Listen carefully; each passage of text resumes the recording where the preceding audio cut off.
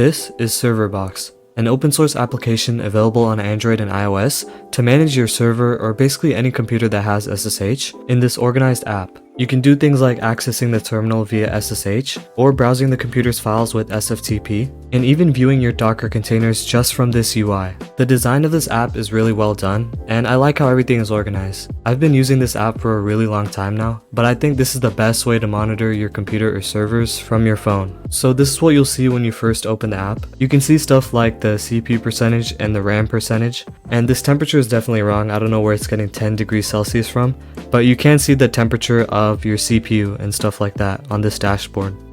And if we click on it, we'll see more options inside here. This is just some basic system information, but we can see a graph of how the CPU has been doing and how the RAM is right now. And then on the right side, you'll see stuff about the storage devices. Now this first option over here, which says terminal, it'll let you SSH into your computer, and I can type commands from here. I'm going to exit that for now. If we go over to the SFTP section, I can browse through all the files that are on this computer. And I can also download any file from this computer as well. And this button will take me to whatever path I type, but I'm not going to do that right now. It's pretty simple, but it's super useful to have that tool on your phone, so I can access any file from my computer whenever. Now over here in the container section, I can see every container that's running on Docker on my machine. I have 22 containers running over here, and I'll list all of them over here. If I click on the three dots, I can do some actions with this container, like stopping it or restarting it. And I can even enter the container via the terminal. And this app assumes that the image has the SSH shell, but this is pretty useful anyways. And there's also a log button to see the logs of this container. And then if we minimize this, we can also see the images that are downloaded to my computer. And there are also some other settings here, like pruning the containers or images, and some other settings.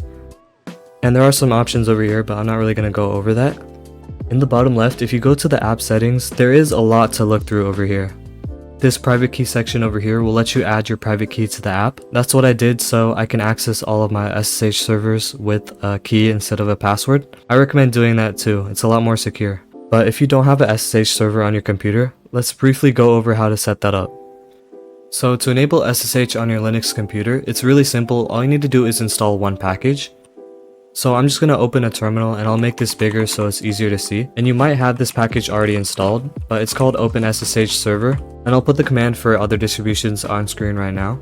But just make sure you have this installed. I already do. And to enable this so it starts up automatically whenever you reboot your computer, we're going to do sudo systemctl enable SSHD. If you're using something else other than systemd, I assume you know what you're doing. Just enable this service normally. Now this SSH server will automatically start up.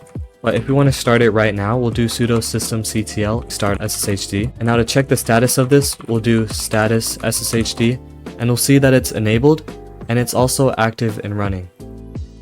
Now you'll be able to connect to your Linux computer with a username and password. But if you want to enable key-based authentication with SSH keys, you can edit your authorized keys, which is in the SSH folder and authorized keys. If this file isn't there, you can make it yourself. It's just authorized_keys, and this .ssh folder is in your home folder. And I'm going to use micro to edit this file, but you can use whatever text editor you want.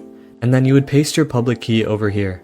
And then once we save that, your server should accept the SSH keys. You don't have to restart SSH. But if you want to completely disable password authentication, you could edit the file at /etc/ssh and sshd_config. And then we'll search for password authentication, all one word. And I've uncommented it by removing the hashtag, and I changed this to no. And then I'll restart SSH by doing sudo systemctl restart sshd.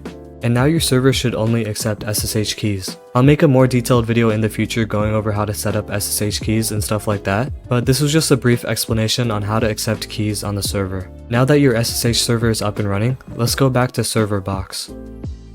So to actually add your computer, if you go to the main section of the app, you'll see a plus at the bottom right. We can name it whatever we want. This will just show up on the dashboard. But for the host, here we'll put the IP address of the computer or the host name. If you're using this on your phone, I recommend setting up Tailscale on your computer and your phone. It will let you access your computer from anywhere in the world, even if you're on separate networks. I've made a video on it before, but you could put the Tailscale host name over here so you can access and monitor your computer from wherever in the world. It's just really convenient. And the port number, you don't really have to change that. It's most likely going to be 22 by default. And then you'd also put your username over here. Now for your password, you just put your user password. And then for the key authentication, you can enable that if you want, and you can put your private key over here if you have that stored on your phone.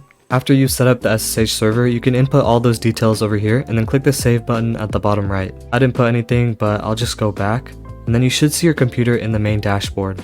Other than that, I think I've covered most of what the app has to offer. This is an incredible app, and I haven't seen many people talk about it, so that's why I wanted to make a video on ServerBox. So if this was helpful for you, please leave a like and subscribe. And if you ran into any issues setting this up, please comment down below and I'll try to respond as fast as possible.